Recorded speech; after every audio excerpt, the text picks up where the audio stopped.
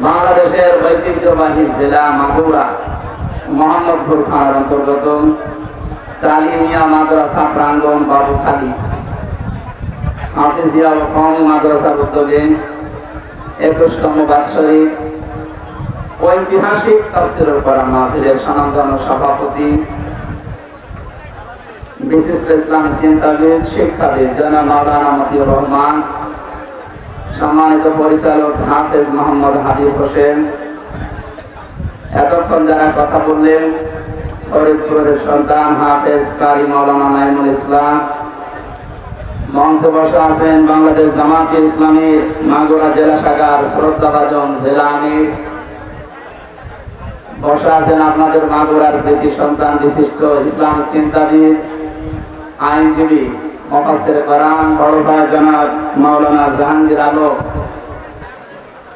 নাম না জানা অন্যান্য ওলামা একরাম, সামনে বসা মুসলমান ভাইরা, পর্দার আড়ালের সম্মানিত মা এবং বোনেরা, প্রশাসনের ভাইরা, প্রাণপ্রিয় মাগুরাবাসী, দল মত জাতি বর্ণ ধর্ম নির্বিশেষে কোরআনের অনুষ্ঠানে আজকে যারা ইবাদত মনে করে এসেছে বলেন আলহামদুলিল্লাহ। এটা ইবাদত চলছে নাকি চলছে? নামাজ যেমন ইবাদত মনে করে পড়ে, নামাজে দাঁড়ালে যেমন এদিক ওদিকে তাকানো যায় না, কথা বলা যায় না, শুধু ফ্যান গণনা করা যায়। হ্যাঁ, সব যদি আপনি মনে করেন নামাজে যে 7, 10, 15 মিনিট দাঁড়িয়ে আছেন সব নিষিদ্ধ, এখানে 1 ঘন্টা সময় দেওয়া লাগবে, সব নিষিদ্ধ। পারবেন না? ইবাদত করতে হলে ইবাদতের মতো করা লাগবে। যেখানে আছেন যদি ওই অবস্থায় আপনার জীবন কেটে যায়, লাতার কাবন না তবাকান তবা, হে নবী যেখানে আছেন ওখানে থাকলে হবে না, আপনাকে উপরে ওঠা লাগবে। এক স্তর থেকে আপনাকে আরেক স্তরে নিয়ে যেতে চায়। বাচ্চারা যখন জন্ম দেয় দেখবেন ছোটবেলায় এই জন্মগ্রহণ করা বাচ্চাগুলো মানুষ ডাক্তারের কাছে নিয়ে যায়। ডাক্তার প্রথমে ওজন দেয়, মনে করেন 1 বছর বয়স ওর ওজন হয়েছে 3 কেজি। কত? 3 কেজি বা 5 কেজি। 1 বছরে ওর ওজন। এই 5 কেজির বাচ্চাকে আপনি 2 বছর পরে আবার নিয়ে গেলেন, ডাক্তার আবার ওজন দিচ্ছে 5 কেজি আছে। এটি অসুস্থ না সুস্থ? বলেন বলেন। জন্মের পর থেকে আমরা মনে হয় এদেশে মুসলমান হয়ে, যেহেতু জন্মগ্রহণই করেছি মুসলমানের ঘরে, আর 96% মুসলমান এই দেশে আছে, এই কারণে এরকম অনুষ্ঠানগুলো আমরা অন্তত দেশে আবহমান কাল থেকে চলে আসতেছি। আমরা কয়েকদিন আগে একটা জরিপ পেয়েছি, মক্কা থেকে মদিনায় ইসলাম যাওয়ার আগে মুহাম্মদুর রাসূলুল্লাহর সাহাবী এবং নবীজির মামাতো ভাই এই বাংলাদেশে ইসলাম অলরেডি নিয়ে এসেছিলেন। এই বাংলাদেশ, ভারত, পাকিস্তান এই এলাকাতে একটা মসজিদের সন্ধান পাওয়া গেছে উত্তরাঞ্চলে। তার মাটি পরীক্ষা করে দেখা গেছে এই মসজিদটা 1473 বছর, আর এই 7 বছর কত হয়? 80 বছর। আপনি নবীজির জন্মের যে হিসাবটা আছে যদি হিসাব করে দেখেন, যারা গবেষণা করছে তারা বলছে যে সময় এই মসজিদের এখানে প্রতিষ্ঠা, মেট্রিকা গবেষণাগারের রিপোর্ট অনুযায়ী বিশ্ব নবী ওই সময় দুনিয়ায় 3 বছর বেঁচে ছিলেন। তার মানে নবীজি এই পৃথিবীতে জীবিত থাকতেই এই দেশে ইসলাম চলে এসেছে। কথা বুঝতেছে? যেহেতু ইসলাম অনেক আগের শিকড় গেড়ে আছে এখানে, সেই হিসাবে বহুদিন থেকে কোরআনের আলোচনা ধারাবাহিক ভাবে এখানে চলতেছে, চলবে ইলা ইয়াউমিল কিয়ামা। এখন এটা দেওয়ার সময়, এখন কখন খাবো এটা? মানুষ এসে রংপুরের এলাকার মানুষ, রংপুরের এলাকার মানুষকে আমরা একটু উল্টা পাল্টা নামে ডাকি। আমরা খুলনা বিভাগের লোক, আমার বাড়ির এই পাশে কুষ্টিয়া। খুলনা বিভাগের যে 10টা জেলা, বাংলাদেশে যত জেলা আছে সবচেয়ে বেশি ভালোবাসি আমি এই 10টা জেলাকে, এরপরে বাইরে। তো ওই সমস্ত উত্তর অঞ্চলের এই রংপুর বিভাগের যে জেলাগুলো আছে, এই মানুষগুলো একটু সহজ সরল, যেটা এটা রেকর্ড হচ্ছে ওদের আবার মন খারাপ হবে। মানে এমন সহজ সরল, গাড়িতে আপনি হরেন দেবে তো সাইড দেবে তো তাকে আরো দেখে যে কি আসতেছে। আমি আসার পরে এনার কাছে বলেছিলাম একটা লবঙ্গ দিয়ে, এখন সময় পাইনি খাবার খাওয়ার, একটা লবঙ্গ দিলে এখন নিচ্ছি, এখন কখন খাবো। ঠিক আছে, তারপর যে এসেছে শুকরিয়া আপনাকে, দরকার আমি মাহফিল শেষ করে খাবো। এই জন্য আবহমান কাল থেকে যে নিয়ম নীতির সাথে আমরা অভ্যস্ত, তার ভেতরে আজকের এই অনুষ্ঠানটা অন্যতম। কথা বলে দেখেন, এই 53 বছর স্বাধীন হওয়ার পর থেকে অন্তত আমরা এভাবে চলতেছি কোরআনের আলোচনা, এর আগেও এভাবে চলতেছে। 53 বছর আগেও আপনি যা শুনেছিলেন, এখনো কোরআনে কারিমের আলোচনা ওইভাবে হয়তো ধাঁচ পাল্টিয়েছে, শুনতেছে। এর আগেও আপনার ওজন ছিল 5 কেজি, 53 বছর পরে এখন আপনার ওজন 5 কেজি। আপনি কি সুস্থ না অসুস্থ? অন্তর্বর্তীকালীন সরকারের প্রধান উপদেষ্টা যিনি ডক্টর মোহাম্মদ ইউনূস, উনি যেই দিন চেয়ারে বসেন ওই দিনের পরেই ঘোষণা দিয়েছেন বাংলাদেশে অন্যান্য ধর্মের অনুষ্ঠান যেভাবে চলে, মুসলমানদের কোরআনের আলোচনা চলতে কারো প্রয়োজন অনুমতি নেওয়ার প্রয়োজন নেই।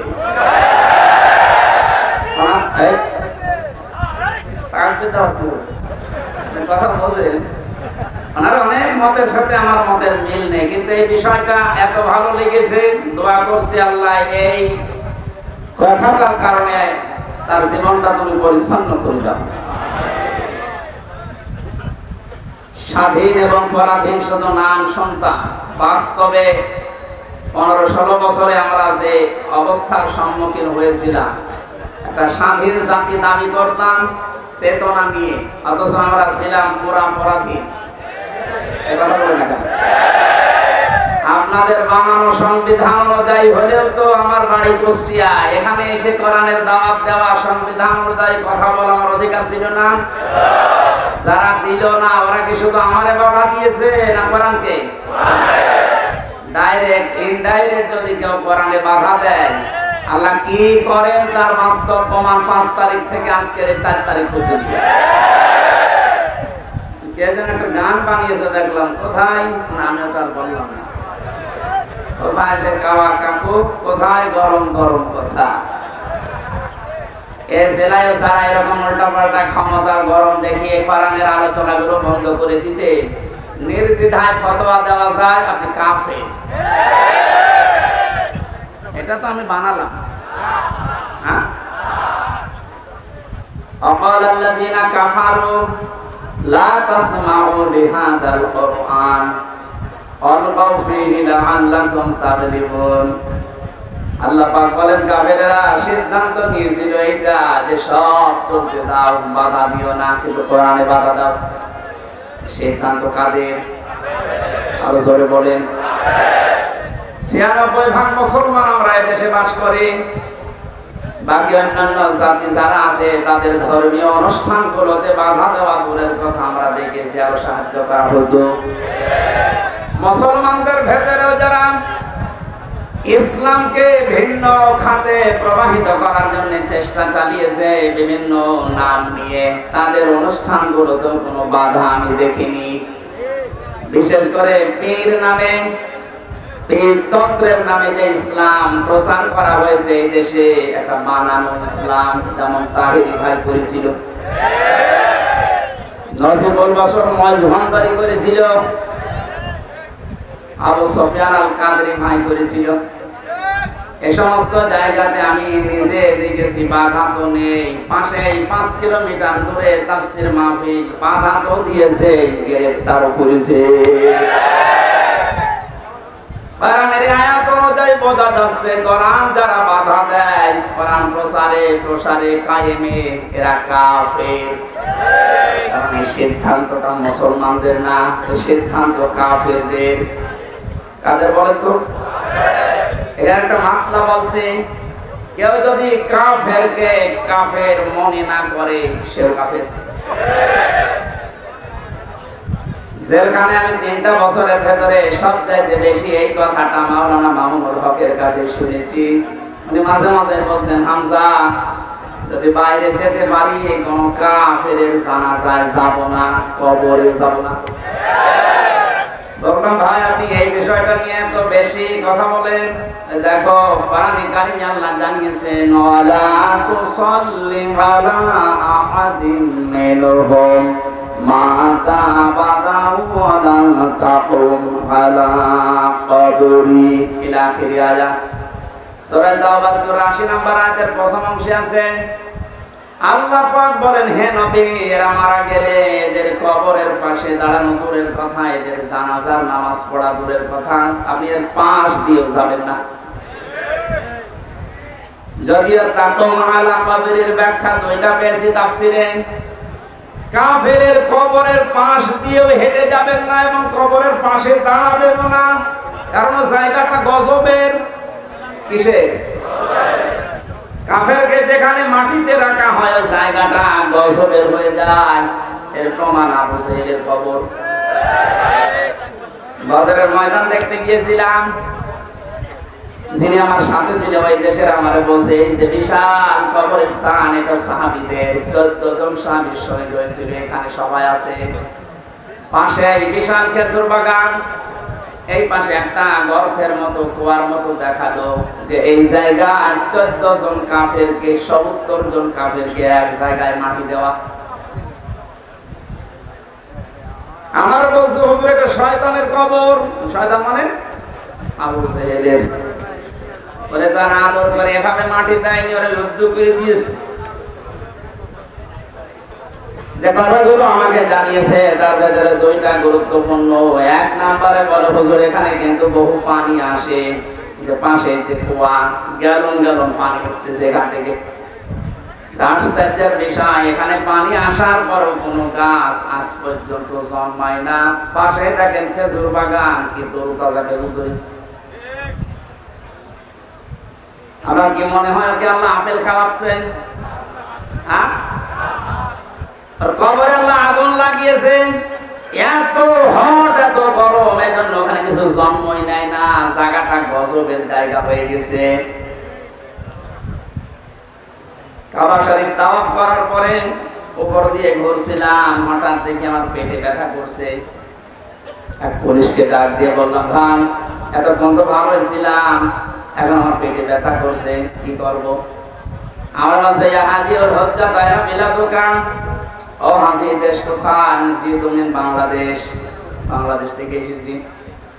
ওর ভাষা দিয়ে আমার বলছে, হাজি সাহেব আপনি জানেন না এটা কোন জায়গা? না তো। আবু জাহেলের বাড়ি।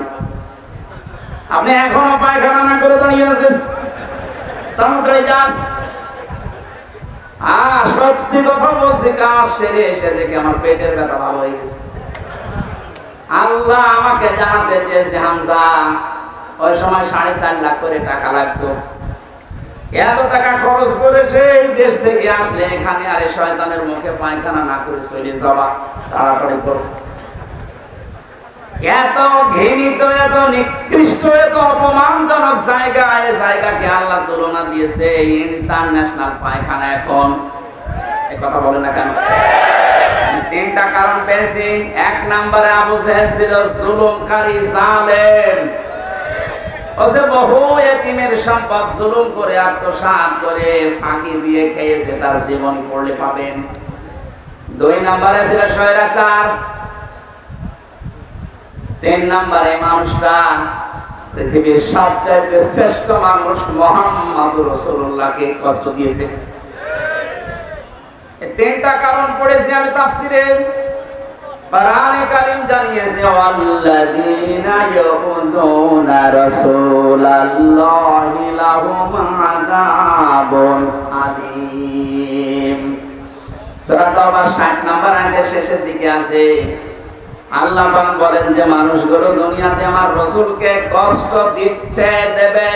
ইয়াউযুনা না দিয়ে আল্লাহ আযাব দিতে পারতেন, মাঝে সেকা দিলে অর্থ হয়ে যেত, কিন্তু আল্লাহ ইয়াউযুনা দিলেন কেন?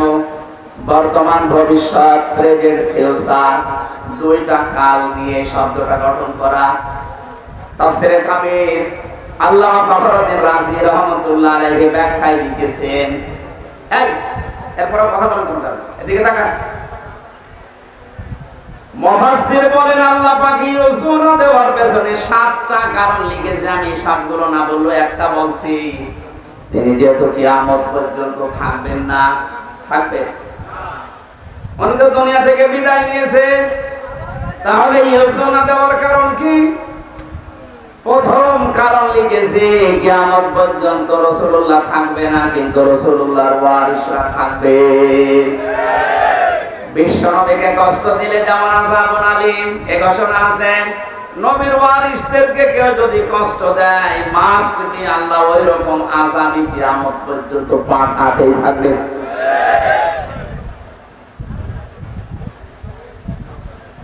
এই আয়াত অনুযায়ী বোঝা যাচ্ছে আজ নবীজি দুনিয়াতে নেই, বিশ্ব নবীর ওয়ারিস যারা আলেম, সত্যিকারের আলেম যারা, আলেম হলেই হবে না, আলেম তো বহু আছে, আমরা দেখতে পাচ্ছি ফরিদউদ্দিন মাসউদ আলেম, মুফতি ফয়জুল্লাহ তো আলেম, বাইতুল মুকাররমের সাবেক খতিব যেটা পালিয়েছে, এই যে পাশের জেলায় বাড়ি, ওইটা তো আলেম। একটা রাষ্ট্র কত নিচে নামলে, কত দুর্নীতিগ্রস্ত হয়ে গেলে জাতীয় মসজিদের খতিব পর্যন্ত পালিয়ে যায়, বলেন তো? জাতীয় মসজিদের খতিব পর্যন্ত যদি পালিয়ে যায়, এই দেশে আর বাকি থাকার কথা? আপনি তাকান, যারা যারা এভাবে কষ্ট দিয়েছে দেখছে, সবগুলো তো পালিয়েছে। যারাই বাধা দিয়েছে আজ তারা এই দেশের জনগণের টার্গেট হয়ে গেছে। কেন টার্গেট হচ্ছে? বাড়ির থেকে শোনেন, এই এদিকে তাকান, জায়গাটা ভেজা না, কষ্ট হচ্ছে। যে ইবাদতে কষ্ট বেশি হয়, ইবাদতে সওয়াব বেশি হয়, এখানে একটু সহ্য করেন। সূরা আলে ইমরান 4 নাম্বার পারা 12 নাম্বার পৃষ্ঠা 9 নাম্বার 7 নাম্বার লাইনের 178 নাম্বার আয়াত। এটা রব্বুল আলামিন বলেন, ওয়ালা ইয়াহসাবান্নাল্লাযীনা কাফারু আন্নামা নুমলি লাহুম খায়রুল লিআনফুসিহিম ইন্নামা নুমলি লাহুম লিয়াজদাদু ইসমা ওয়া লাহুম আযাবুম মুহিন। আমি আয়াতটা পড়লাম, তাফসীরের সাথে মিলালাম, দেখলাম না বাস্তবতায় খাপের খাপ, মমতাজের মাপ মিলে যাচ্ছে। আল্লাহ পাক বলেন, হে নবী, কাফেররা ধারণা করে তাদের যে ক্ষমতা, তাদের যে অর্থ সম্পদ, বিত্ত বৈভব দেওয়া হয়েছে, এগুলো মনে হয় তাদেরকে কল্যাণের জন্য ভালোবেসে আল্লাহ দিয়েছে। আপনি কখনো এটা মনে করবেন না কাফেরদেরকে আমি যা দিয়েছি একটা মঙ্গলের জন্য না, এই ক্ষমতার চেয়ারে বসিয়ে এদেরকে দিয়ে জুলুম করায়, অত্যাচার করায়, এই কারণে, এই কারণ যেন ওদের পাপের বোঝা পরিপূর্ণ হয়ে যায়। এদেশের জালেমদের অবস্থার দিকে তাকান তো, পাপের বোঝা পরিপূর্ণ হওয়ার পরে আল্লাহ কিন্তু করেছে। এই 15-16 বছর বহু মহারথী চেষ্টা করেছিলেন জালেমদের বিপক্ষে, এক চুলো নড়াতে পারে নাই। আপনি কি মনে করছেন বেরিয়ার হত্যায় কারো কোনো হাত ছিল না? সব এখন বের হচ্ছে। এখন তিনি স্বরাষ্ট্র মন্ত্রণালয়ের দায়িত্বে আছে, আজকে ঘোষণা দিয়েছে সব আমি বের করবো। এটা তার ফেরেশতা এসে ঘটায়নি। আমি 3 বছর জেলে থাকা অবস্থায় বহু বেরিয়ারকে পেয়েছি। এই মানুষগুলোর কথা শুনলে যত কঠিন হৃদয়ের মানুষও মন নরম হয়ে যাবে, অথচ জালেমদের মন নরম হয়নি। পঞ্চগড়ের এক মুরব্বীকে পেয়েছিলাম, উনি আমার মাঝে মাঝে বলতেন, হুজুর আমার আর 1 মাস পরে আমার চাকরি শেষ হয়ে যেত, কিন্তু বিনা কারণে এই যা 14 বছর আমি আটক অবস্থায় আছি। আপনি এই লোকটা কিয়ামতে যদি বিচার দেয়, আপনি কি জবাব দেবেন? অন্যগুলো বাদই দিলাম। ওই একটা দুইটা না, আমি প্রায় 12টা-13টা বিষয় সামনে আনতে পেরেছি। সর্বশেষ 2024-এর হাজারের উপরে গণহত্যা। পাপ যখন পরিপূর্ণ হয়ে গেছে, আল্লাহ বলেন ইন্না বাদশা রাব্বিকা লাশাদীদ। হে নবী, আপনার রবের ধরা বড় শক্ত ধরা। আমি এমনিতেই কাউকে কিছু বলি না, কিন্তু সারে ধরি পরে আর ছাড়ি না। এমন ধরা ধরেছে, আপনি দেখলেন দরবেশ পর্যন্ত গাড়ি কেটে ফেলেছে। গত বর্ষদিন আমার যত মামলা ছিল সব খারিজ করে দিয়েছেন।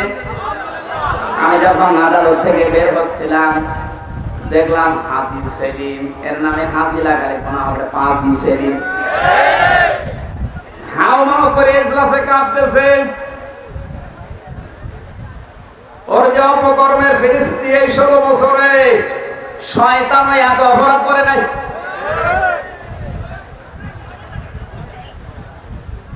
এমন ধরা আল্লাহ ধরেছে, অপমানকারী বলে আয়াতের শেষে ছিল আলাহুম আযাবুম মুহিন। আল্লাহ পাক বলেন আমি তাদেরকে অপমানজনক শাস্তি দেব, যেটার বাস্তব প্রমাণ কালামানি। এরকম অপমান মনে হয় ফেরাউন হয়নি। ফেরাউন ডুবে মরে গেছে, কিন্তু বিসি হুনে বিসি পর্যন্ত শেষ। আর কি হারাবেন আপনি?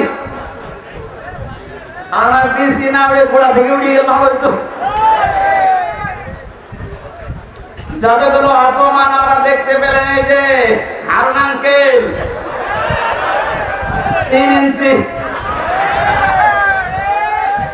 এরকম অপমান হওয়ার পেছনে আমি যতটুকু দেখেছি, আমার সাথে ওই ছোট হুজুরটা ছিল প্রথমে 2 মাস, মাদানি রফিকুল ইসলাম মাদানি। মাওলানা আমারে বলছিল হামজা ভাই ভাই বলে এই জন্য, কারণ ওর বয়স আমার বয়স সেম সেম, দেখতে ছোট কিন্তু বয়স আছে। এখন তোর বয়স 30 আর আমার 32। আমারও বলছে হামজা ভাই আমার রিমান্ডের নামে নিয়ে গেল আমার হাতির ছিলে। রাত 12:30-1টার দিকে 2 পাশে ব্লক করে ওরা উলঙ্গ করেছে। আমার এক টুকরা কাপড় আমার শরীরে নেই, হাফ প্যান্ট ছিল ওইটাও তুলে নিয়েছে। আমার হাতে একটা সিগারেট ধরিয়ে দিয়েছে। পাশে একটা অর্ধ উলঙ্গ মহিলা কোত্থেকে নিয়ে এসে দাঁড় করিয়ে ছবি তুলছে। বলছে এটা সকালে ছড়িয়ে দেব, মানুষ বুঝবে যে হুজুর কত খারাপ। আমার বলছে হুজুর আমার এত অসহায় মনে হচ্ছিল নিজেকে, চোখের পানি ফেলে কাঁদলাম। ডাক দিয়ে বললাম মাবুদ, তোমার কোরআন আমি 100 ভাগ বিশ্বাস করি। তুমি যা দেখলে, তুমি যা দেখলে, যা শুনলে, আমি তো জানি, আমি কিচ্ছু জানি না বিষয়। আমাকে যে প্রশ্নগুলো করে এর সাথে আমি ন্যূনতম জড়িত না। সন্ত্রাসী আইনে মামলা দিয়েছে উল্টা পাল্টা করে। এক এসআইকে ডাক দিয়ে বললাম ভাই আমার সাথে আপনারা যা করছে, রাস্তা তো ব্লক করা, কেউ আসতে পারে না। হারুন স্যার কি জানে? এসআই বলছে হারুন স্যার জানে না মানে উনি তো করাচ্ছে। আকাশের দিকে মুখ দিয়ে বললাম বাবু তোমার আরশের দিকে আমি মুখ করে, আমি ছোট হই কিন্তু আমি একজন আলেম, আমি এখন মাজলুম। আর নবীজি জানিয়েছেন মাজলুমের দোয়া আর আল্লাহর ভেতরে কোনো পর্দা থাকে না। এই বাস্তবতা এবং বিশ্বাস নিয়ে তোমার কাছে বলছি আল্লাহ, জীবনে তোমার কাছে যদি কিছুই কবুল না হয়, তবে এই কথাটা তুমি একটু শোনো। আমাকে যেভাবে অপমান করেছে যার নির্দেশে, তাকে তুমি কিছু দেখিও। আল্লাহ দেখিয়েছেন। জীবিত অবস্থায় 3 ইঞ্চি, মহিলারা পর্যন্ত জিকির করছে 3 ইঞ্চি 3 ইঞ্চি। আর কত নিচে নামাবে বলেন? এত গেল 3 ইঞ্চির হিসাব। আমার মনে হয় যে চেহারা এখনো লুকিয়ে আছে, যদি রাস্তাঘাটে জনগণ পার পিটিয়ে মেরে ফেলবে। এই জালেমকে যদি কেউ সাহায্য করে, কথা দিয়ে, সমর্থন দিয়ে, সাপোর্ট দিয়ে, সে আল্লাহর নবীর দল থেকে খারিজ হয়ে কাফের হয়ে যায়। কত বড় ভয়ঙ্কর কথা! তিরমিজি হাদিস। কেউ যদি জালেমকে সাহায্য করে, সহযোগিতা করে, কথা দিয়ে, সাপোর্ট দিয়ে, যেভাবে হোক যদি জালেমকে কেউ সহযোগিতা করে, নবীজি জানিয়েছেন সে আমার উম্মত থাকে না। ও বাংলার মুসলমানেরা, নবীর উম্মতের বাইরে যারা তারা কি?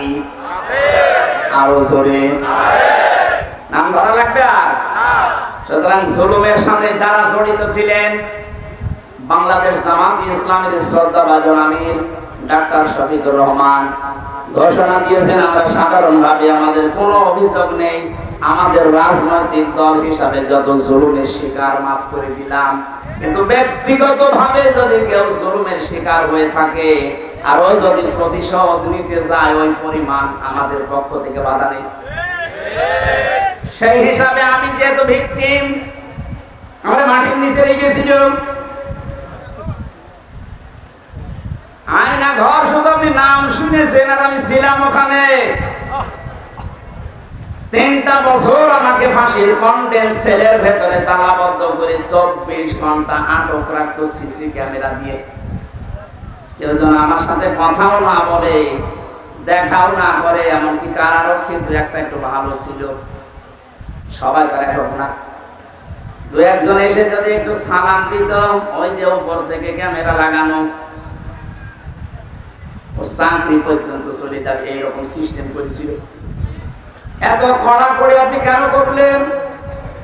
এই জুলুমের সাথে যারা নিযুক্ত ছিল, টট্ট গঠন যেই কয়টা, যেহেতু পরশুদিন আমার মামলা পুরাটা আদালত খারিজ করে দিয়েছে, কোনো দোষ আমার পাইনি, তাহলে বোঝা যাচ্ছে বিষয় আমি কিছু জানি না, পুরা নিরপরাধ। কথা বলে না কেন? নিরপরাধ মানুষকে যারা বেকার 3টা বছর শাস্তি দিল, তাদের বিরুদ্ধে এখন এরকম 3 বছরের শাস্তি আমিও চাই।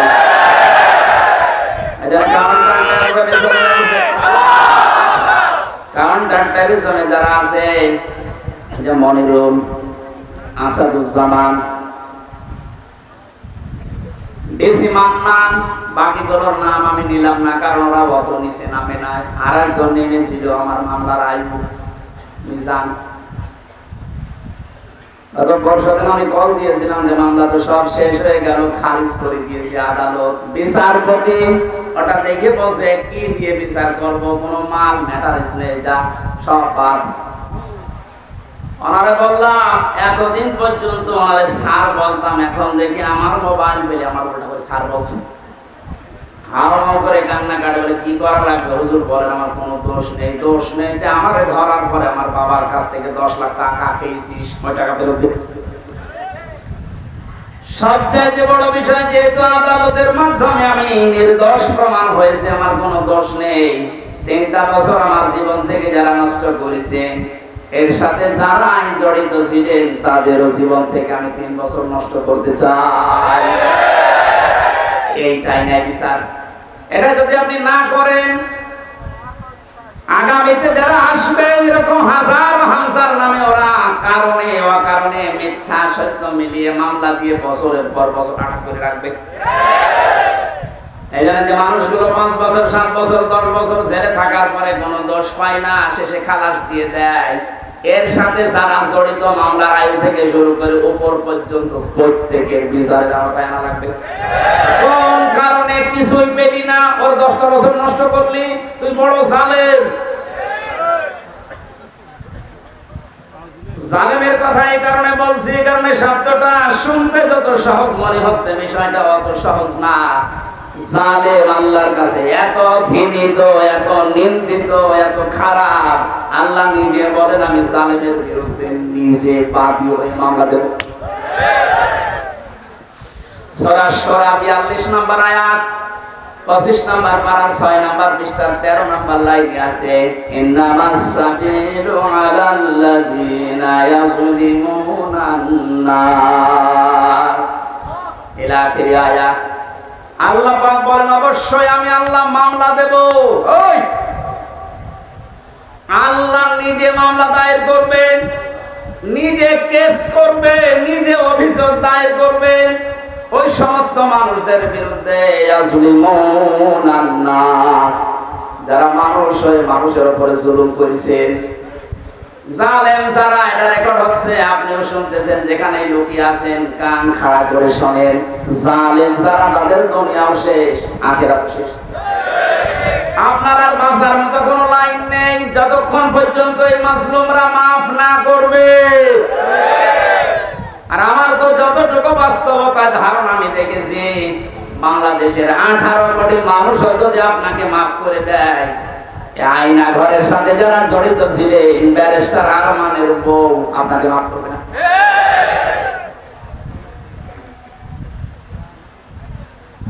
কেউ অসহায় মনে হতো নিজেকে, মাটির নিচে একদিকে, পেছনে হাত বাঁধা, কালো কাপড় দিয়ে চোখ বাঁধা, ডান্ডা বেড়ি দেওয়া পায়ে, মাথায় দড়ি দিয়ে 11 ঘন্টা টাঙিয়ে রেখেছে। তার যদি একটা অপরাধ করতাম, মেনে নিতে পারতাম, কিচ্ছু জানি না ওই বিষয়ে। কোন পাগল, কোন ছাগল নাকি সে সিরাজগঞ্জ থেকে গেছে সংসদ ভাঙবে একটা কাঁচি নিয়ে, তারে পুলিশে ধরেছে, এই এখানে কি সংসদ ভেঙে ফেলবো, কাঁচি দিয়ে সংসদ ভাঙা যায়?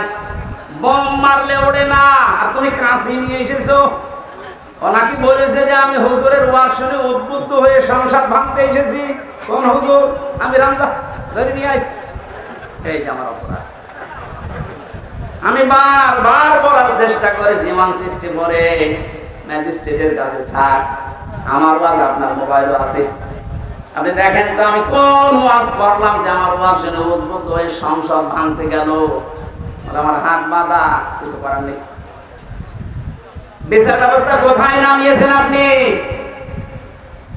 এই ব্যবস্থার কারণে হাজার হাজার মানুষের জীবন নষ্ট করেছে, দুনিয়া থেকে পর্যন্ত বিদায় করে দিয়েছেন।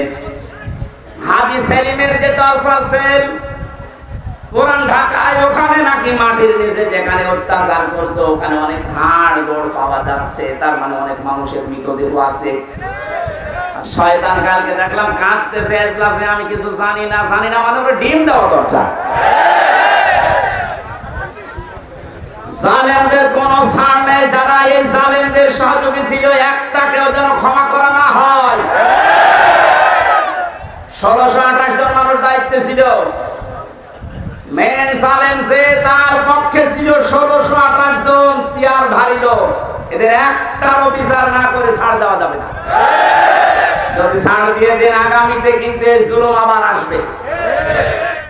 এই জন্য বাংলাদেশ জামাত ইসলামের যিনি শ্রদ্ধাভাজন আমির ডাক্তার শফিকুর রহমান একটা ঘোষণা দিয়েছে, আমরা এক জালেমের কাছ থেকে মুক্ত হয়ে আর কোন জালেমকে দেখতে চাই না। এই কথাটা অনেকেই নিজের গায়ে পেতে নিয়েছে। আরে ভাই, অনেকে আপনার নাম ধরে বলেছে, তাহলে আপনি নিজের জুলুম করবেন এরকম আশায় আছেন, এই কারণে নিজের নামের দিকে নিয়ে নিচ্ছেন।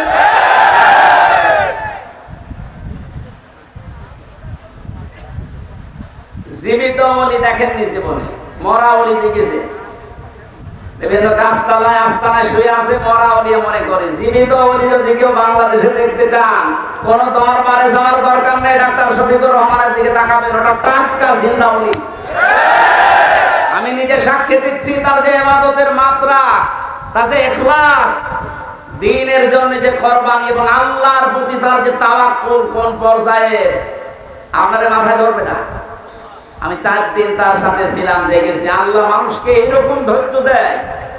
তার ছেলেটা ওই সময় জেলখানায়, তার বউ অসুস্থ, তার দলের লোক হাজার হাজার লক্ষ লক্ষ পালিয়ে বেড়াচ্ছে, অধিকাংশ জেলখানায়, সবকিছু তাদের শেষ 15 বছরে, অথচ লোকটার ভেতরে কোনো টেনশন, কোনো চিন্তা, কোনো চাপ নেই।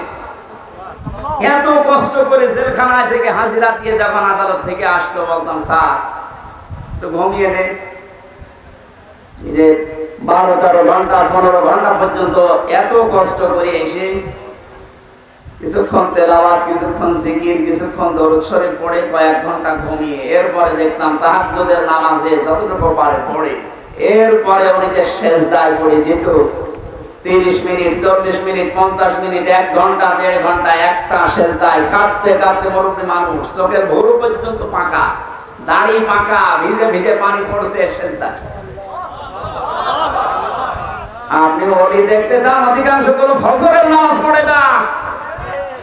আর এই লোকটা তাওয়াক্কুল আর কষ্ট শিকার দেখেছেন কোন পর্যায়ে?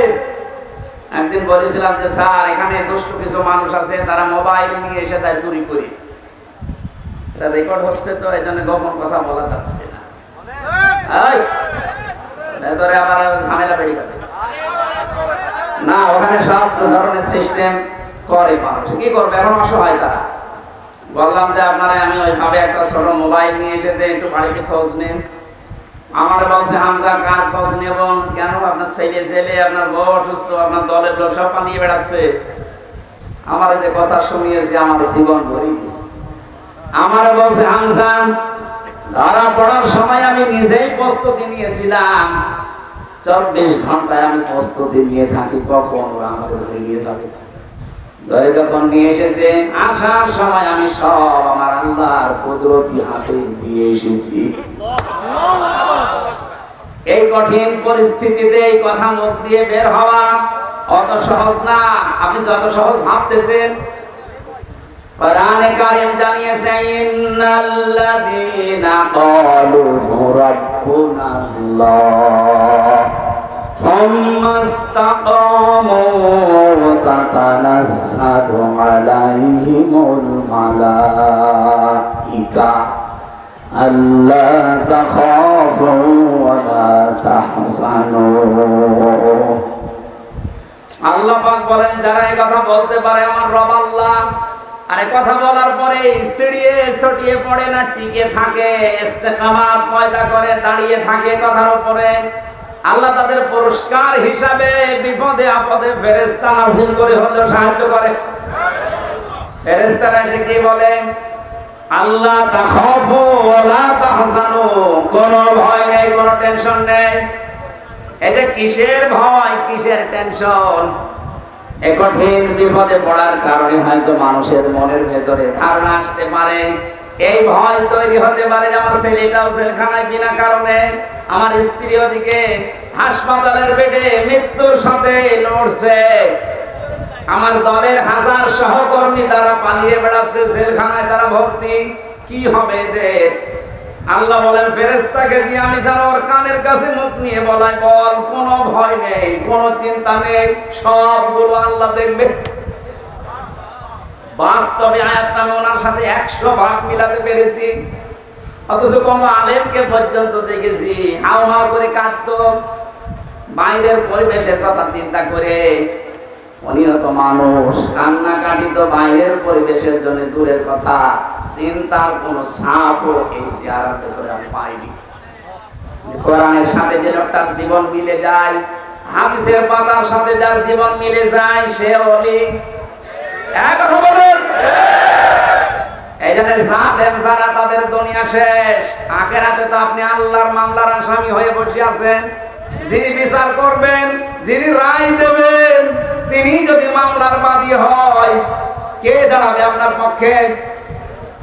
এজন্য আপনার আখিরাত শেষ, দুনিয়া শেষ। কেন বলছি? কারণ জালেমদের বিরুদ্ধে যখন মজলুম কিছু বলে, ওটা সঙ্গে সঙ্গে আল্লাহর কাছে পৌঁছিয়ে যায়, কোনো পর্দা থাকে না। আজ অনেকে সুর তুলছে যে জালেমরা যা করেছে করেছে, মাফ করে দেন না। জালেমদের মাফ করলেও আল্লাহ মাফ করবে না। আল্লাহু লা ইয়াহদিল কওমাজ জালিমিন, বহু জায়গায় আল্লাহ জানিয়েছেন ইয়াহদি, এটা মুজারি।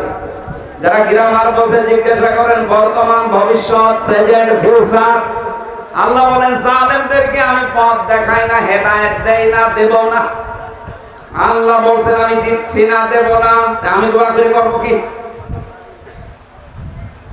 এই জন্য জালেম যারা সব যখন শেষ করে ফেলেছেন, গর্তের ভেতরে লুকিয়েও আপনি ছাড় পাবেন না, কারণ আপনাকে আল্লাহ অপমান করবে।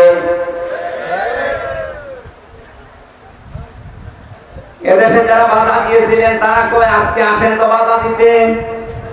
আসেন, আজকে আসেন, আপনাকে আমি ওয়েলকাম জানাচ্ছি। কোথায় লুকিয়ে আছে সে কন্যা শিখর? এদিকে আসেন, আজকে মাইক কেড়ে নেন তো দেখি কোন মায়ের দুধ খেয়েছেন, আপনি আসেন। আমি চ্যালেঞ্জ দিচ্ছি বাংলাদেশে সামনের দিন আসতেছে, কোরআনের দিন, সামনের দিন আসতেছে হাদিসের দিন। আগস্ট মাসের 5 তারিখের আগে জরিপ ছিল আমার কাছে, এদেশের 100 জনের মাত্র 15 থেকে 16 জন মানুষ চাইতো যে কোরআন দিয়ে ইসলাম দিয়ে এই বাংলাদেশটা চলুক। 100 জনের সর্বোচ্চ 15 থেকে 16 জন। অথচ 5 তারিখের পরে আজকে চাই এই 30 দিনে গতকালকে রাতে 12:30টার রিপোর্ট পেয়েছি এই দেশে, তাও যে সে রিপোর্ট করে নাই, নির্ভরযোগ্য রিপোর্ট এটা। এদেশে এখন 100 জনের 35 জন মানুষ চাচ্ছে দেশে ইসলাম দিয়ে চলুক। সময়টা একটু বৃদ্ধি হতে দেন। 151 মানুষ যখন চাইবে যে দেশে ইসলাম দিয়ে চলুক, কোন মহারথী আর বাধা দিয়ে পার পাবে না। এজন্য এখন আমাদের খুব সতর্ক, ছোটখাটো কোনো বিষয় নিয়ে যেন ঝামেলায় না জড়াই। আমার এক ওস্তাদ বলছিলেন, একটা হোস্টেলে 100 ছেলে থাকে, খাবার সকালে নাস্তা দেওয়া হয়, রুটি পাউরুটি, রুটি আর কলা। এর ভেতরে কিছু মানুষ সুর তুলেছে, আমরা সকাল বেলায় নাস্তা আর খাবো না, নাস্তার মেনু পাল্টাতে হবে। হোস্টেলে যিনি দায়িত্বে আছে ডাক দিয়ে বলছে, ঠিক আছে আমি পাল্টাবো, তবে কে কোনটা বেশি খেতে চায়, যে বেশি হবে ওই দিকে আমি রায় দেব। ভোটের সিস্টেম করেছে, রায় যখন এসেছে 20 জন চাই ওই আগেরটাই কলা পাউরুটি, 18 জন চাই খিচুড়ি, 15 জন চাই রোল। এভাবে ভাগ করতে করতে দেখা গেল 20-এর সংখ্যা আগে যা ছিল। এবার আপনি বলেন তো 20 বাদ দিলে 100-র ভেতরে থাকে কত? আরো জোরে 80 জন যদি সব একমত হতো, এ নাস্তার মেনু পাল্টানো সহজ ছিল না কঠিন ছিল? বাস্তবটা এখন আমাদের সামনে। এদেশে নাস্তিক, মুরতাদ, রাম, বাম, এই ইনু নুনু এ মেলন আর কালামানিক বেশি না। এরা যা চাচ্ছে এরা খুব মিলে হলেও 20 জন হবে। আর আমরা যারা টপিওয়ালা আমরা 80 জনের উপরে। ওই 15 জন, 18 জন, 16 জন গুলো না করে আমরা যদি সব এক হতে পারি, নাস্তার মেনু এতদিন যা চলছে এটা পাল্টানো সম্ভব। কারণ এই 53 বছরে বাবা চালিয়েছে, আমরা দেখেছি। আমি দেখি নাই, মুরব্বীরা দেখেছে, কারণ আমার তো 32। স্বামী চালিয়েছিল, আমি দেখি নাই, মুরব্বীরা দেখেছে। চাচা চালিয়েছিল, সকালে এক কথা বলতো, বিকেলে আর এক কথা। সেও দেখলাম 9 বছর। বউ চালিয়েছিল বিভিন্ন কায়দায়, ভাবিও চালিয়েছিল। এক কথা বলে না, সবারটাই দেখেছি। এখন শুধু বাকি আছে কোরআন দিয়ে সংসদ চললে কেমন দেখা যায়।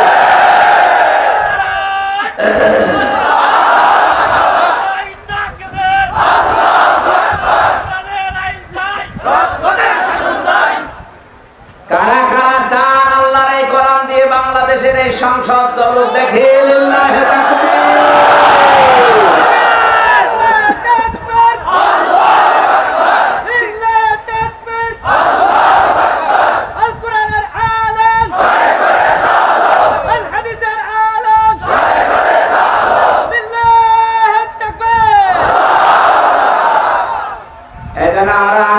যেহেতু আছে, আমরা যারা এই মত পার্থক্য ছোটখাটো বিষয় নিয়ে কেউ 15 জন, কেউ 16 জন, কেউ 18 জন, তাহলে কিন্তু ওই 20 যা এসেছে ওইটাই থেকে যাবে। কথা বলে না কেন? আমরা আর কোন ছোটখাটো বিষয় নিয়ে মত পার্থক্য করতে চাই না। আমাদের এক যে কোরআন দিয়ে সংসদ চলবে, সেই আসুক। এটা অনেক জালেমরা তো বুঝেছিল, পালিয়েছে। অনেক মুনাফিক এখন অনেকে মুনাফিকি করছে, বুঝতেছে, এই জন্য সুর তুলছে না, এভাবে আর চলতে দেব না। তাড়াতাড়ি তাড়াতাড়ি। কিসের তাড়াতাড়ি? আপনি কি স্বাধীন করে দিয়ে গেলেন? যারা স্বাধীন করেছে তারা যা বলবে তাদের কথা অনুযায়ী দেশ চলবে। এদের যদি 3 মাস হয়, 3 বছর হয়, 6 বছর হয়, 10 বছর হয়, হোক, কোনো অসুবিধা নেই।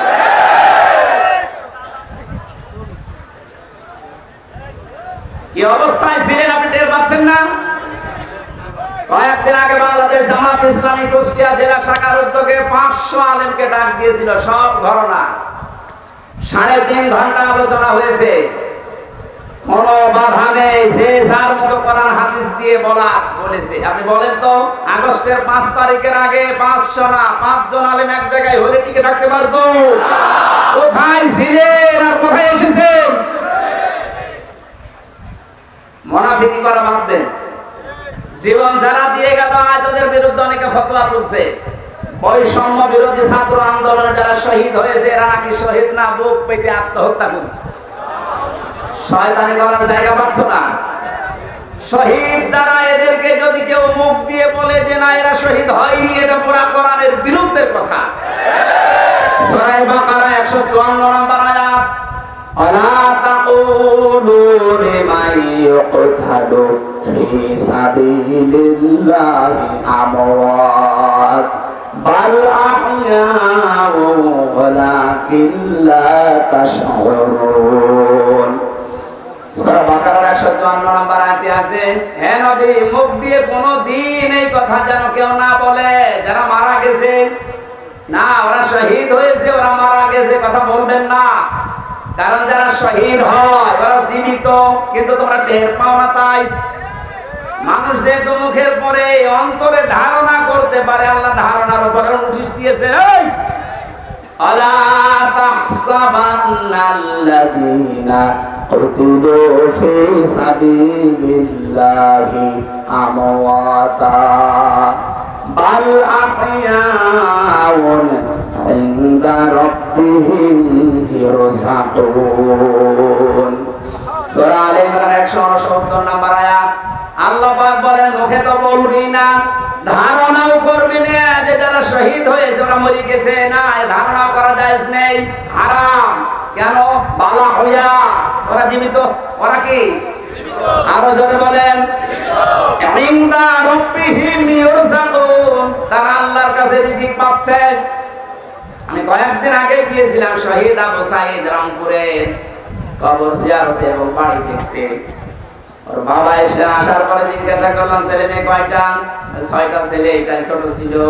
ও ছোটবেলা থেকে প্রতিবাদী, অন্যায় দেখলে কিছু নেই হাতে, তারপর প্রতিবাদ করত। এত বড় জুলুমের বিরুদ্ধে প্রতিবাদ করার জন্য যেটা হাতে নিয়েছিল, কোন অস্ত্র ছিল? কি ছিল? গাছের ডাল। কালামানি বলছে না, ওর হাতে অস্ত্র ছিল। ডাল যদি অস্ত্র হয়, তুমি যে কলা পাতায় শুয়েছিল এটা অস্ত্র।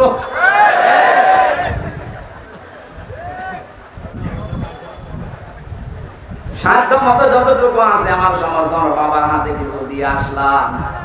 দেখলাম যে প্রতিবাদ করতে যে জীবনটা দিয়েছে, ওর কি আমাদের মতো জীবনের মায়া ছিল না? বলেন, আপনার জীবনের প্রতি যেমন মায়া আপনার সাঈদের ওই রকমই ছিল। সাঈদ না, সাঈদ আবু সাঈদ রংপুরে যেভাবে বুকটা পেতে দিয়েছে দেখেছেন।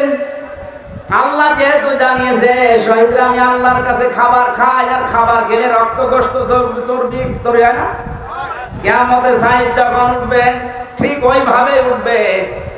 আল্লাহ জিজ্ঞাসা করবে, তোর বুকে এতগুলো গুলি, রক্তের দাগ, কিন্তু জবাব দিতে পারবে রব্বুল আলামিন জালেমের জুলুমের সামনে কিছুই পাইনি, জীবনটা দিয়ে দিয়েছি। এইটা নিয়ে এখনো পর্যন্ত ফটোবাজি করছেন আপনি। কোনদিনে কথা মনে মনে ভাববেন না, বলবেন তো নাই। বৈষম্য যখন দূর করার জন্য আন্দোলন হয়েছে, আমরা চাই যে সংস্কার যখন আরম্ভ হয়ে গেছে, এদেশের যত রকমের জঞ্জাল আছে সব জায়গায় যেন দ্রুত সংস্কার করা হয়। মাঝে মাঝে দেখি কিছু কিছু ইস্যু তৈরি করে অমুক ঘেরাও করো, অমুক জায়গা চালাও, অমুক জায়গা ধরো। কেন? এর 15 বছর কোথায় ছিলেন আপনি? আনসারের নাম নিয়ে যারা আজ নেমেছে, 42,000 আনসার নিয়োগ হয়েছে ক বছরে, তার 32,000 আছে গোপালগঞ্জের, আর বাকি 63টা জেলা। আমরা কি ঘাস কাটছি? তার মানে বোঝা গেছে সব আপনাদের বানানো।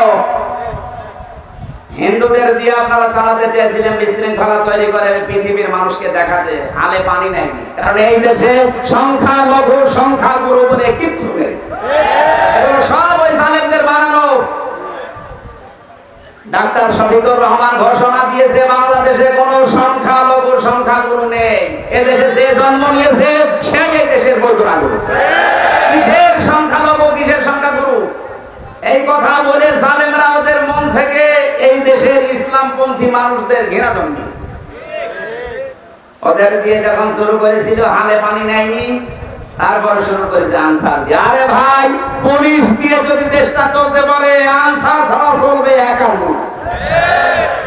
যদিও আমি পুলিশ প্রশাসনে যারা আছে তারা এখন সবাই খারাপ না, কয়েকটা লোকের জন্য এই বিভাগের উপরে মানুষের যে রাগ। আমার নিচতলায় ভাড়া ছিল এক পুলিশ, 5 তারিখের পর থেকে কোথায় যে গেছে আল্লাহ জানে আর ও জানে।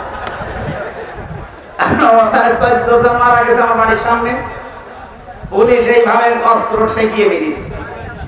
এদের মানুষের এত রাগ, থানা পদক পড়িয়েই দিয়েছে, জানিয়েছে যদি ওই সাহেব আলী নামে যে দারোগাটা ওরে যদি পাই, ও যেমন গুলি করে করে মেরেছে, ওরে আমরা পিটিয়ে একেবারে আনারের মতো 14 টুকরা 15 টুকরা। ভয়তে আজও পালিয়েছে, কালও পালিয়েছে। কিন্তু আমার বাড়িতে যে ছিল, ও ছিল রাস্তার পুলিশ, ওই ট্রাফিক পুলিশ, কিন্তু ওই ভয়ে পালিয়েছে। এই প্রশাসনের উপরে এখনো পর্যন্ত আমাদের যাদের ক্ষোভ সবার জন্য না, যে কয়েকজনের নির্দেশে এই গণহত্যা হয়েছে, এদের কারণে এই বিভাগটা নষ্ট হয়ে গেছে। মানুষ এদের উপর আস্থা আনতে কিছু সময় লাগবে, কিন্তু যারা এর জন্য দায়ী, আমরা এই তত্ত্ব বটন যেই কয়েকজন এদের শাস্তি দাবি করছি। বহু মানুষের বুক খালি করেছে, এদের জন্য আয়না ঘরে হাজার হাজার মানুষের হাড় পাওয়া যাচ্ছে। আপনার বিবেক জীবনও সায় দেবে না যদি আয়না ঘরের দৃশ্য দেখে। একটা মানুষ এত শক্ত হতে পারে? আমার সাথে যে আলেমটা ছিল মুফতি ফখরুল ইসলাম, আমি মাঝে মাঝে রাতের বেলা দেখতাম কেঁপে উঠছে। কি ভাই, কি হয়েছে?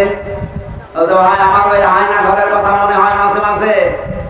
এই পায়ের নিচ দিয়ে হাত দিয়ে সামনে যে রড ঝোলানো আছে, রডের সাথে দিয়ে হ্যান্ডকাপ দিয়ে লাগিয়ে রাখতো, 1-2 ঘন্টা না, দিনের পর দিন, মাসের পর মাস। আমার মাঝে মাঝে মনে হতো, আল্লাহ, এই দুনিয়াতে মনে হয় সবচাইতে বড় নিয়ামত একটু শুয়ে থাকা। এটা যে কত বড় নিয়ামত আমি ওই ঘরে থেকে বুঝতে পেরেছি।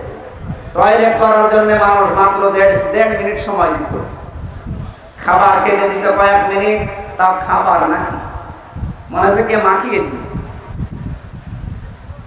অর্ধেক কষা, অর্ধেক ভালো, 4-5টা তরকারি একসাথে দিয়ে এক পাটির ভেতরে, খেলে খান, না খেলে খান। তাহলে একটু নরম হইলো যে ভাই এখন নামাজের সময়টা একটু বলে, কখন নামাজের সময় আমরা তো জানি না, কারণ এখানে রাত দিন বোঝা যায় না। মাঝে মাঝে এমন লোক দায়িত্বে পড়তো, কিসের নামাজ, নামাজ পড়ে কি পাও, আল্লাহর ভোগ। যে কয়েকজন মানুষের দ্বারা আজ পুলিশ প্রশাসনের সবার উপরে মানুষের রাগ ঝাল অনেকে মিটাচ্ছে, এই কয়েকজন মানুষের শাস্তি আমরা দাবি করছি, সবার না। এখন অনেক কনস্টেবল, অনেক এসআই লাইভ করে বলছে আমাদের জীবনটা নষ্ট হয়ে গেছে এই কয়েকটা শুকরের বাচ্চাটা।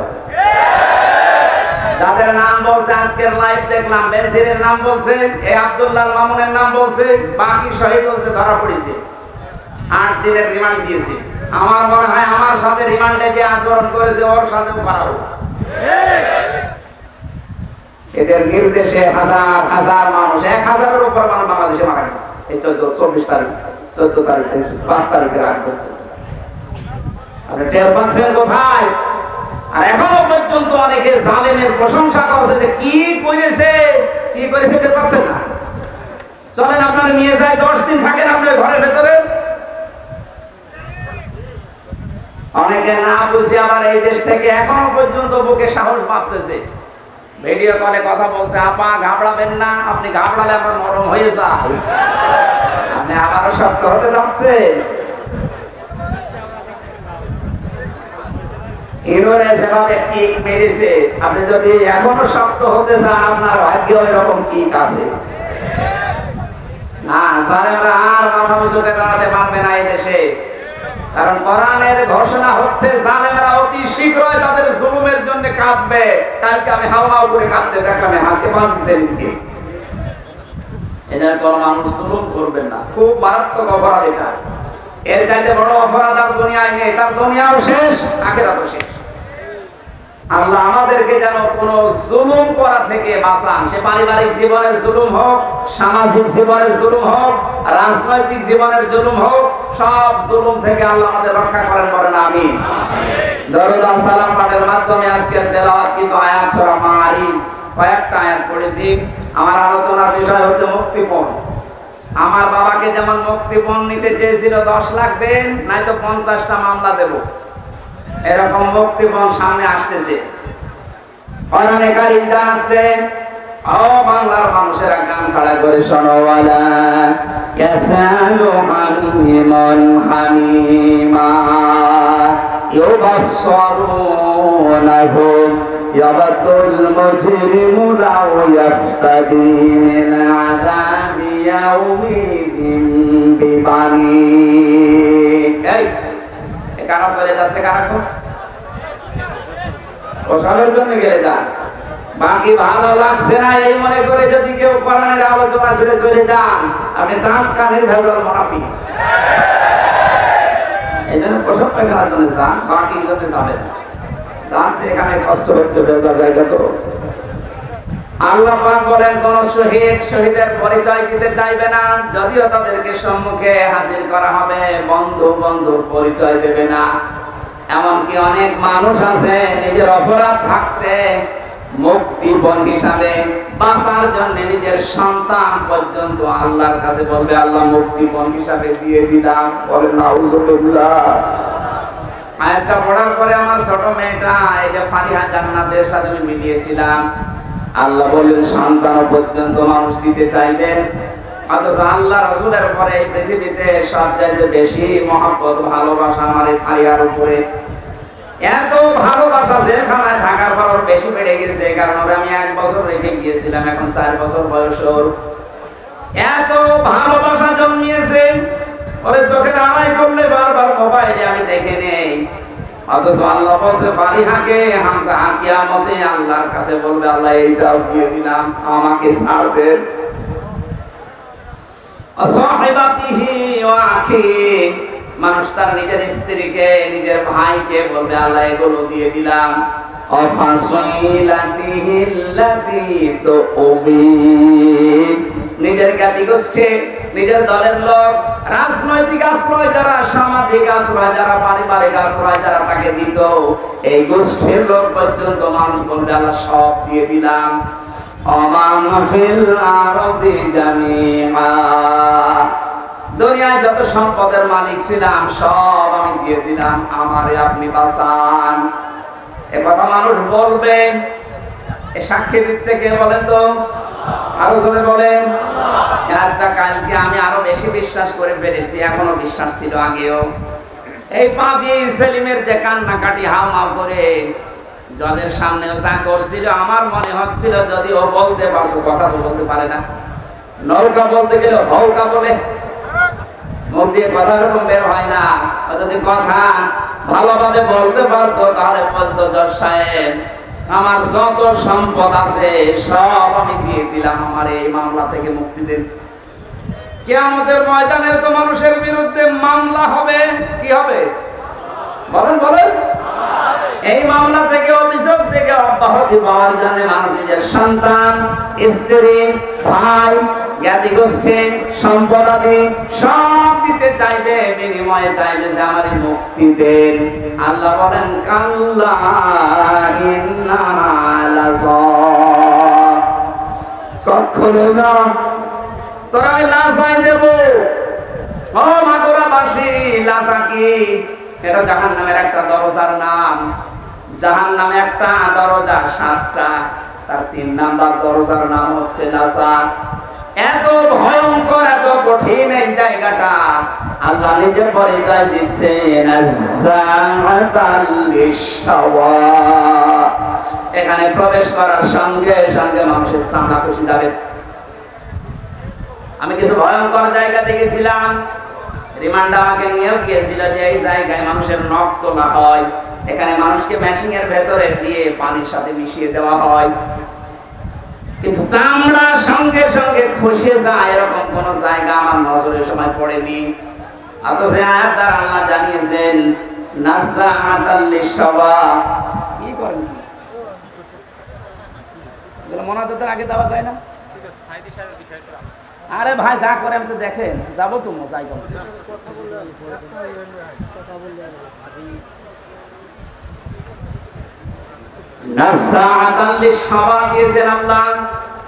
এই ঘরটা এমন ভয়ঙ্কর ভাবে আল্লাহ বানিয়েছেন, প্রবেশ করার সঙ্গে সঙ্গে আপনার চামড়া গুলো আগে খসে পড়ে যাবে। আল্লাহ পাক বলেন ঘর কাদেরকে ডাকবে জানো মাগুরাবাসী? তাদউ মান আদবারা ওয়া তাওয়াল্লা।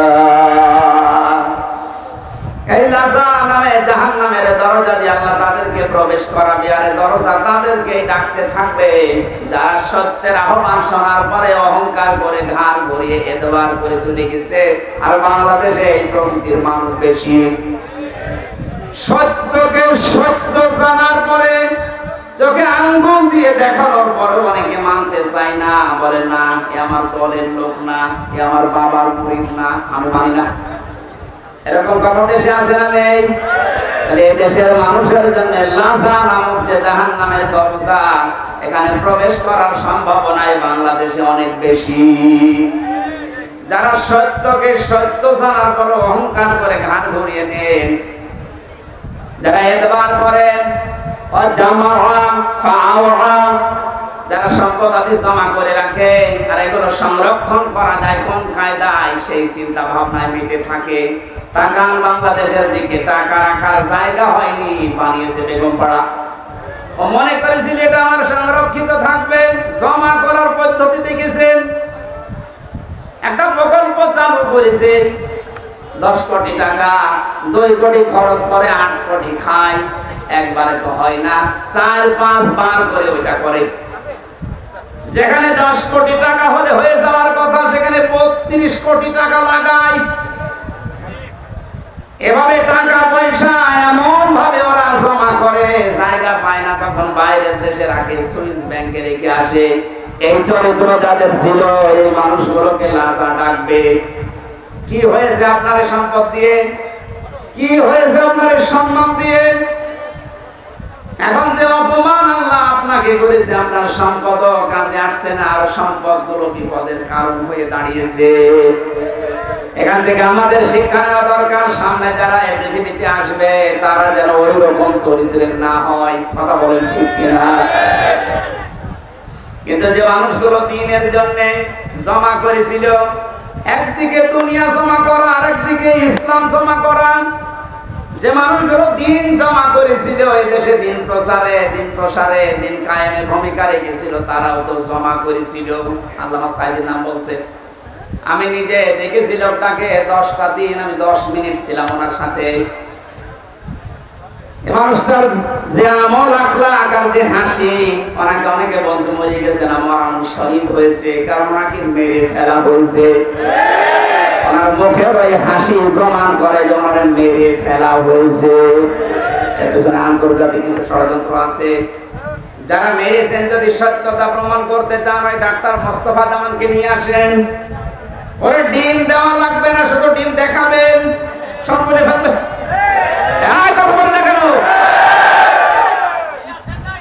সুতরাং কোরআনের পাখিকে যারা বলেন, ভাবেন, মনে মনে করেন মরে গেছে না, মরা না, উনি শহীদ হয়েছে, উনি জীবিত, উনি আল্লাহর কাছে কিয়ামত পর্যন্ত খাবার পাবে। আর জানেন যারা, আপনি কি করলেন? আপনার দুনিয়াও শেষ, এই সম্পদগুলো এখন দুটোকে ধরবেন, হিসাব দিতে দিতে তো মরবেন, আর পরকাল তো আপনার শেষই। কত মানুষের সম্পদ আত্মসাৎ করেছেন, এদের জবাব দিতে দিতে আপনার পরকাল শেষ। আল্লাহ আমাদের এরকম জীবন যেন না দেন, বলেন আমিন। পারিবারিক জীবন নিয়ে কয়েকটা জিনিস আমি ওখান থেকে নোট করেছিলাম জেলখানায়। তার ভেতর অন্যতম কারণ, ওখানে আমি দেখেছি অধিকাংশ মানুষের মামলাগুলো সাধারণ, তারা সব পারিবারিক জীবনের কারণে, হয় বউ পিটিয়েছে, নাই যৌতুকের কারণে, নাই বউ মেরে ফেলেছে।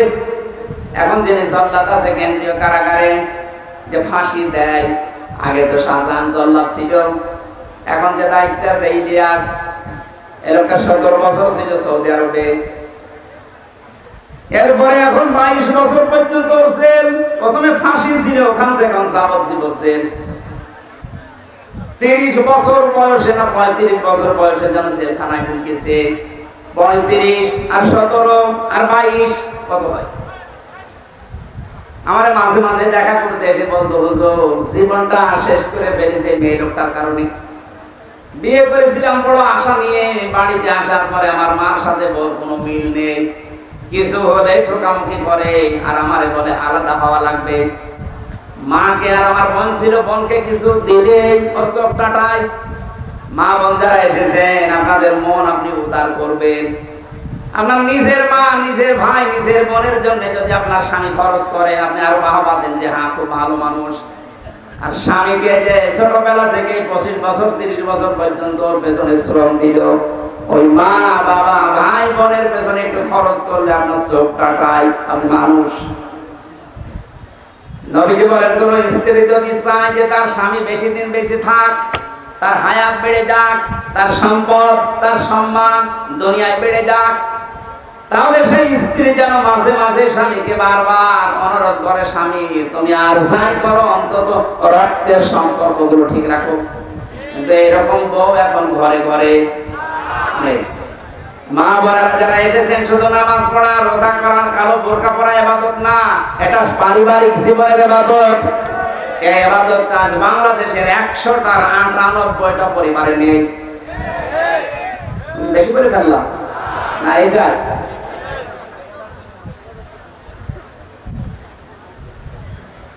রাঙ্গামাটি গিয়েছিলাম 18 সালে, লংগদু থানায়। আসার সময় আমার বছর চলেন বৃদ্ধাশ্রম দেখে আসি। যে দেখি এক কলেজের প্রফেসর মায়ের পা ধরে কাঁদছে।